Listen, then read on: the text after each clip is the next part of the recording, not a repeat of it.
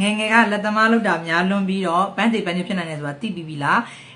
HNO News Channel မှာအားလုံးကိုမှကြိုဆိုလိုက်ပါတယ်ရှင်ဒီဗီဒီယိုလေးကအချစ်ရေးနဲ့အိမ်အောင်ရေးဆိုင်ရာအသိပညာဗဟုသုတများကိုမျှဝေပေးရန်တင်ဆက်ထားခြင်းဖြစ်ပါတယ်ရှင်ငယ်ကလက်သမားလုပ်တာများလွန်ပြီးတော့ပန်းတေပန်းညဖြစ်နိုင်တယ်ဆိုတာသိပြီးပြီလား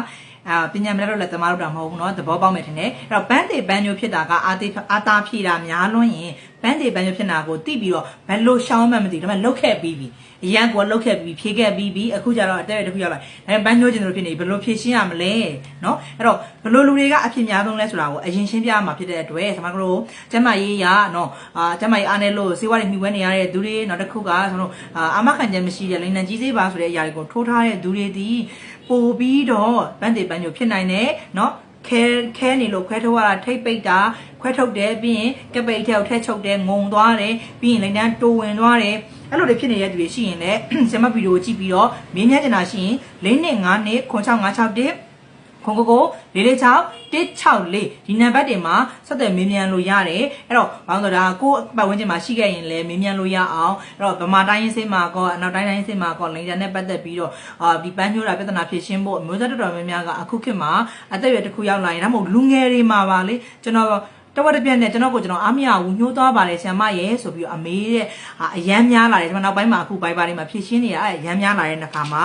ဘယ်လိုဖြည့်ရှင်းလို့ရလဲဆိုရင်နေ့စဉ်စားတောင်းမှုနေထိုင်မှုမှာနည်းနည်းလေးဂရုပြုသတိထားဖို့လိုတယ်မနေ့စာနေ့လယ်စာကျွန်မအမြဲတိုင်မြင်တယ်မနေ့စာနေ့လယ်စာညစာတရေစာတွေကဘာတွေစားနေလဲခန္ဓာကိုယ်ရဲ့ကိုယ်လေးချိန်သွေးပေါင်ချိန်နောက်ပြီးအသက်စီမဖုံးဖို့အုံနောက်အာရုံ system ကလည်းကောင်းနေဖို့လိုအပ်တယ်အဲ့ဒါကလည်းအရန်အေးပါတယ်အမျိုးသားဟော်မုန်းကျဆင်းပြီဆိုရင်အုံနောက်အာရုံအခန်းလေးနည်းနည်းလေးနက်ကြောလေးတစ်ခုက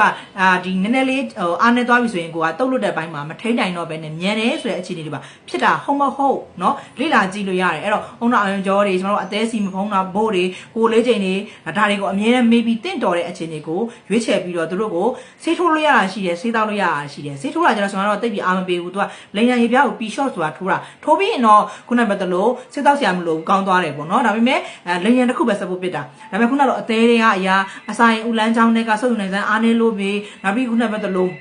အောင်တော့အောင်ကြောပိုင်းနေဒါတွေကျတော့ပြန်ဖြည့်ဆွတ်တဲ့အစားအသောက်နဲ့ဆေးဝါးအကူအညီကိုယူရတယ်အဲ့တော့နှစ်ခုလုံးလုံးနိုင်ရင်တော့ကောင်းတာပေါ့နော်ဒါပေမဲ့ဆေးထိုးမှကြောက်တဲ့ဆိုရင်တော့ကျွန်မစီမှာတောက်ဆေးရွေးချယ်လို့ရတဲ့နီးလန်းနေလည်းရှိတာမို့လို့ဘလို့ဆေးဝါးတွေကဘလို့အခြေအနေမှာတင့်တော်ပြီးတော့ဆိုတာမျိုးလေးတွေကိုအသေးသေးပြပြပြမို့လို့ဆက်သွယ်မြင်မြန်လို့ရတယ်တချို့ကြောင့်လည်းတလားတောက်တာနဲ့တည်တာတို့တချို့ကြောင့်လည်း3လ6လသွဲတောက်ရတဲ့သူတွေရှိတယ်ပေါ့နော်အဲ့ဒါယောဂအခြေအနေရဲ့အသက်အရွယ်ပေါ်မှာဖြစ်နေတဲ့ခံစားမှုမှာမူတည်ပြီးတော့ပန်းညှိုးခြင်းကိုဖြည့်ရှင်းလို့ရတာတွေရှိပါတယ်ရှင့်ကျွန်မစီမှာတော့အနောက်တိုင်းဆေးနီးနဲ့ပဲကုတဲ့ supplement